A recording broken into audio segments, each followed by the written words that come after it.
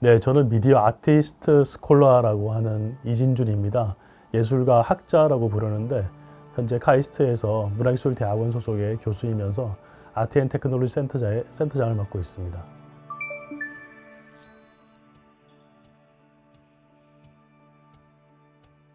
저 외국 생활을 좀 오래 했는데요.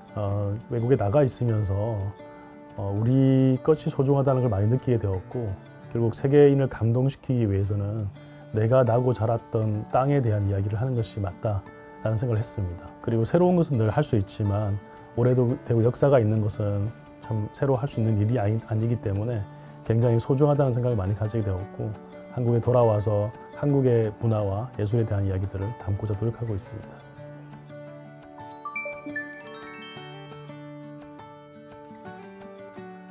저는 박사 논문이 경계 공간에 관한 것이었는데, 이 정원이라는 것이 바로 경계 공간의 하나의 예입니다.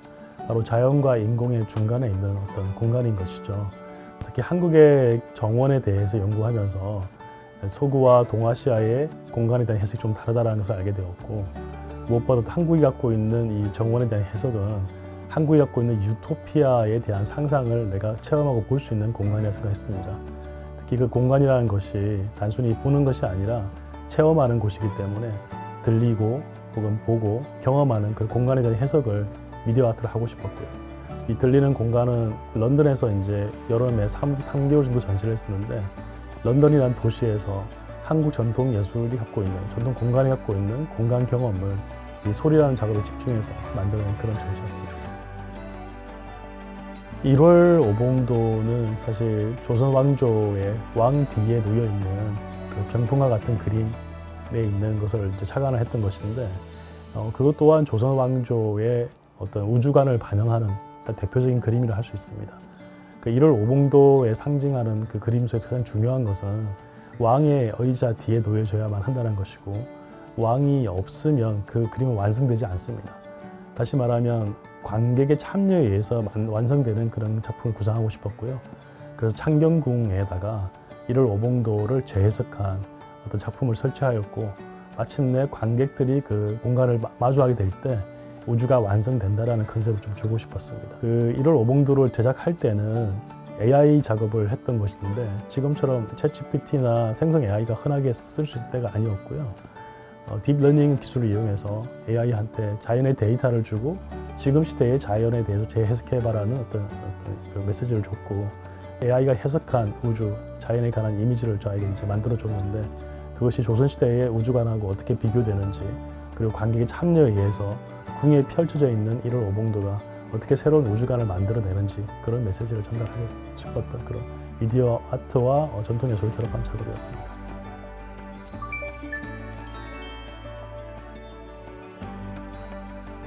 전통을 단순히 차용하거나 이용하는 것은 저는 좋은 방법이라고 생각하지 않습니다.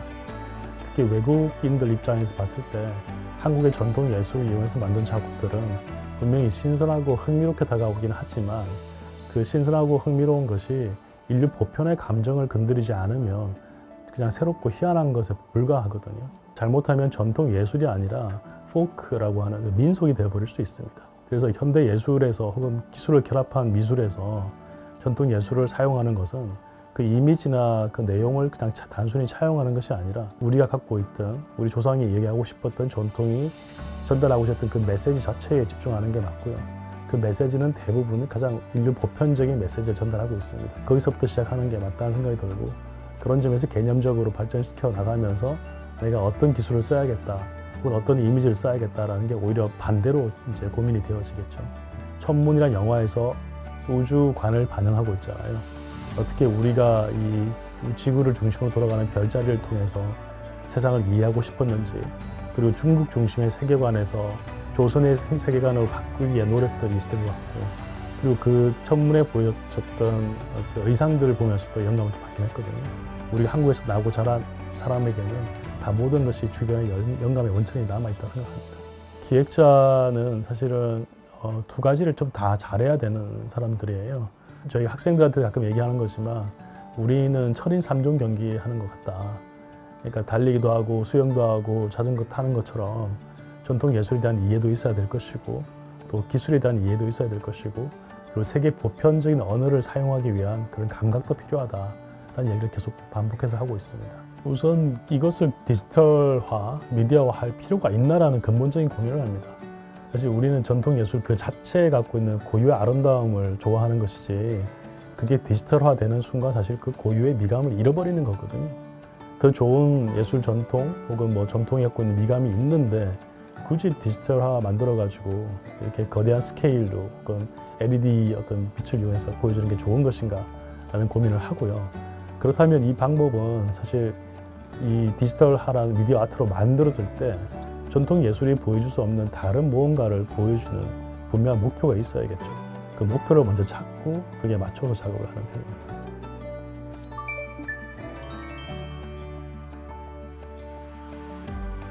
저희가 하는 것이 미디어 아트이지 미디어 사용 전시회를 하는 건 아니란 말이에요. 대다수의 미디어 작업들을 보면 미디어 사용자들의 기술 시연회 같은 경우가 많이 보이고 그것을 좀 가리기 위해서 어떻게 보면 전통 예술을 포장하는 그런 느낌을 많이 받습니다. 오히려 기획자들은 어떤 의미에서 예술 자체가 갖고 있는 가치가 무엇인지 한 번 더 고민해야 될 것 같고요. 그리고 기술을 사용할 때에도 사실 좋은 기술은 눈에 보이지 않는 편이거든요. 내 눈앞에 기술이 많이 보이면 보일수록 사실은 기술을 자랑하고 있는 것이지 예술이 가려지기 때문에 기술을 어떻게 눈앞에 드러내지 않고 예술을 더 주인공으로 빛나게 할 수 있을 것인지 그런 고민들을 좀 많이 할 필요가 있을 것 같아요. 시각적인 효과가 재미있다 혹은 멋있다로는 절대 시작하지 않고요. 우리가 갖고 있는 고유의 우주관이 무엇인지에 대한 궁금함이 있습니다. 어떤 세계를 꿈꿨기 때문에 우리가 이렇게 그림을 그리고 이런 전통 예술을 만들어냈을까라고 하는 그 차이점에 대한 고민이 많고요.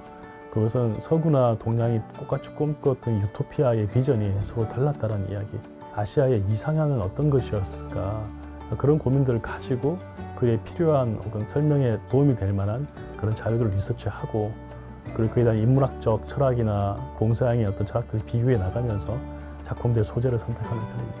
두 가지 점에서 주의해야 될 것도 있는 것 같아요. 첫 번째는 이 새로운 기술을 사용한다라는 사실, AI라든지 또는 기타 여러 가지 기술을 사용하면서 잘못하면 기술 시연회가 될 수 있다. 뭐 그거에 대해서는 좀 우려를 많이 하는 편이고 이 기술 시연회를 위해서 미디어 아트라는 요소를 사용하거나 혹은 예술을 차용하는 경우가 많은데 관객들은 금방 질려하거나 또 어떤 예술적 감동을 느끼지 못할 것입니다. 그래서 기술 시연회가 아니기 때문에 그 미디어 아티스트는 미디어 사용자와는 다르다라는 사실을 좀 이해해야 될 것 같고요. 두 번째는 예술을 전통적인 문화를 담아내기 위해서는 전통 문화에 대한 깊은 이해가 필요한데 마치 영국인이 한국에 와서 뭔가 재미있는 문양을 발견했다. 그래서 그 사람이 그 문양을 이용해서 옷을 만들었거나 뭔가 그림을 만들었다. 그럼 우리 약간 이상하게 생각할 수 있잖아요. 그것은 그 그림이 갖고 있는 깊은 맥락과 상호 관계, 그 상징적인 의미를 이해하지 못하는 사람이 단순히 차용하는 것에 불과한 것이거든요. 따라서 우리는 우리 문화 속에 나고 자랐던 사람이기 때문에 궁극적으로 이 문화가 보여주고자 하는 의미가 무엇인지 깊이 있게 생각을 해보고 그것을 이 방식으로 보여줄 때 더 좋아지는 점이 무엇인지에 대한 이해가 있어야지만 이 기술을 사용하는 것에 의미가 있다고 생각합니다.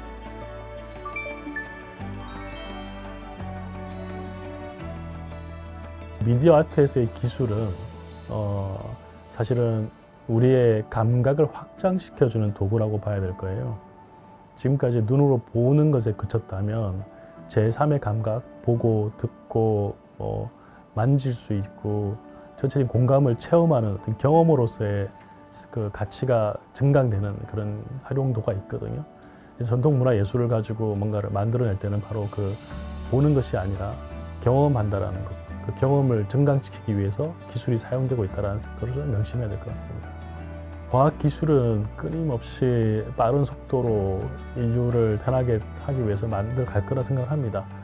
그런데 너무 좀 빨리 이것이 발전되고 있기 때문에 우리는 그 속도를 따라잡는데 굉장히 힘듦을 겪고 있죠. 사실은 지금도 AI의 발전에 대해서 너무 놀라워하고 즐거운 사람도 있지만 자칫 잘못하면 내가 세상에서 유리되거나 특히 창작자들이 굉장히 고립감에 빠질 수 있는 이야기도 있는데 오랜 시간을 살펴보면 전통 예술이 갖고 있는 가치는 늘 변함없이 우리 주변에 머물러 있었습니다. 제가 그래서 더욱더 전통 예술이 가지고 있는 고유성과 또 인류의 보편성에 대해서 이야기할 필요가 있다는 생각을 하고 있는 거고요. 그 보편적 가치를 실현시키기 위한 도구로서 기술을 활용하면 된다라고 말씀드리고 싶습니다. 조각으로서는 사실 옆에 있는 이 나무 작업을 좋아하는데요. 제가 대학원 생활 때 만들었던 작품인데 6개월 이상 깎고 태우고 다시 다듬고 이러면서 만든 조각 작품입니다. 좀 버려져 있는 나무를 다시 살려가는, 그리고 이렇게 태운다라는 것은 더 이상 썩지 않는, 부패하지 않는 조각으로 만든다라는 의미였기 때문에 그 전통 그 기법 중에서 이렇게 끝을 살짝 태워서 일종의 부패를 방지하는 막을 씌우는 그런 방법들이 있습니다. 그걸 이용해서 만든 조각이었고요. 이런 조각을 할 때도 전통 예술의 기법을 활용을 했던 것이죠. 근데 미디어 아트로서는 같은 시절에 제가 만든 불면증이라는 작업이 있어요. 이제 실제로 불면증을 굉장히 많이 앓고 있었고, 그때 빔 프로젝트를 이용해서 빈 어두운 벽에 이제 투사시켜서 제 뒤에 보이는 이런 블라인드 같은 걸 하나 만들었었는데, 이 블라인드가 바람에 살랑살랑거리면서 빛이 들어왔다 나왔다 그러고, 그때는 또 이게 블라인드가 부딪히면서 나는 소리들이 들리고 쾅 하고, 지금 제가 연구하고 있는 경계를 잘 드러내는 첫 작업이 아니었을까. 낮과 밤의 문제, 현실과 꿈의 문제, 그리고 안과 밖의 문제, 창이라는 그 윈도우를 통해서 또 미디어라는 기술과 또 실제 우리의 피지컬한 공간에 대한 이야기들을 담아냈던 그런 좀 초창기에 한 20년 전의 작업이 있습니다. 저는 정말 오랜 세월 외국 생활을 하면서 어떻게 보면 지구의 끝까지 가고 싶었던 사람입니다. 전 세계 60개국 이상을 여행 다니면서 많은 사람들을 만나고 많은 음식을 먹고 많은 공간을 보러 다녔는데, 그 모든 것이 사실은 여러 다른 나라의 다른 민족의 전통 문화를 경험하는 시간들이었다고 생각을 하고요. 그런 과정에서 도달했던 결론은 뭐냐면 내가 나고 자란 곳의 소중함이 있었습니다. 내가 나고 자란 것에 대한 익숙함 때문에 지금 우리가 그 소중함을 바라보지 못하고 있을 수 있거든요. 한 번은 조금 떠나가지고 다시 우리의 가정을 되돌아보면 정말 소중하다는 걸 알 수 있고, 우리의 산하, 우리의 강, 우리의 바다, 우리의 나무, 우리의 산, 이 모든 것들로 만들어진 우리 땅의 어떤 결과물들에 대해서 자랑스럽게 생각하고 아끼고 소중하게 갖고 왔으면 좋겠습니다.